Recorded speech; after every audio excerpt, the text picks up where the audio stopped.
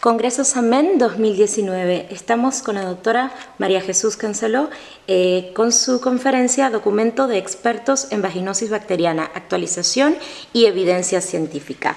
Doctora, ¿por qué se ha realizado este grupo de trabajo y se ha hecho esta revisión bibliográfica? El objetivo de reunirnos un grupo multidisciplinar ha sido el intentar dar respuesta a una patología que realmente conocemos poco el por qué se produce y sobre todo no tenemos claro cuál es su fisiopatología, cuáles son sus medios diagnósticos y sobre todo cuál es su terapéutica.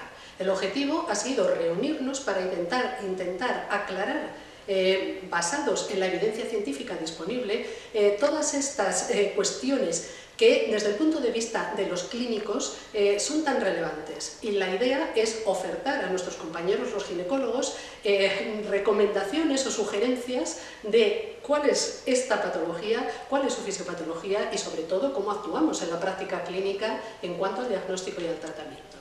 Doctora, ¿qué es la vaginosis bacteriana? Pues la vaginosis bacteriana realmente no sabemos lo que es. Esa ha sido la primera cuestión que nos hemos planteado cuando nos hemos reunido el grupo de trabajo, el identificarlo, porque se ha hablado de que es una vaginitis. Realmente no cumple los criterios de vaginitis porque no es un proceso inflamatorio. Se ha planteado que es una vaginosis, entonces. Y luego hay dudas en cuanto a si estamos hablando de una infección de transmisión sexual o no lo es, o a si hay un componente inflamatorio importante o no lo hay.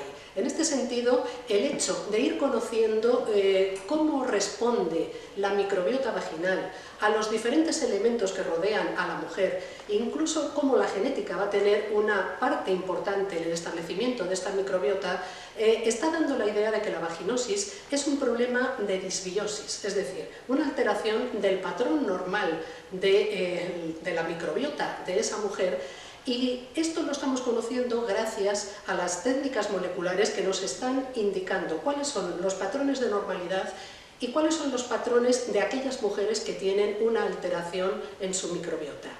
En ese sentido, el poder identificar estas diferencias ayuda a que, primero, entendamos cuál es ese proceso que hay desde una microbiota normal a una disbiosis y, en segundo lugar, que podamos establecer unas medidas tanto diagnósticas como preventivas, incluso terapéuticas, una vez que conozcamos estos parámetros.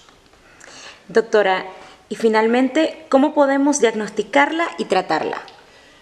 En la revisión que hemos realizado hemos llegado a algunas conclusiones que creo que van a ser de gran ayuda para todos nuestros compañeros. Quizá la primera conclusión en cuanto al diagnóstico es que no nos podemos fiar solamente de la clínica, es decir, solo de los síntomas que nos relaten la mujer, porque entonces vamos a tener una muy baja sensibilidad y especificidad en el diagnóstico. Si a la clínica le sumamos la exploración, vamos a mejorar esa sensibilidad y especificidad. Pero lo que está claro es que para obtener unos resultados óptimos, además de la historia clínica y de la exploración, debemos añadir unas medidas complementarias, unas pruebas complementarias que son muy sencillas de realizar en la práctica clínica. Acciones tan sencillas como ver el pH vaginal con un papel de nitracina, o incluso cuando se dispone de un microscopio, el poder hacer el análisis en fresco del exudado vaginal nos va a permitir dar un criterio diagnóstico con una sensibilidad que está casi por encima del 90%. Es decir, que podremos hacer un diagnóstico inmediato.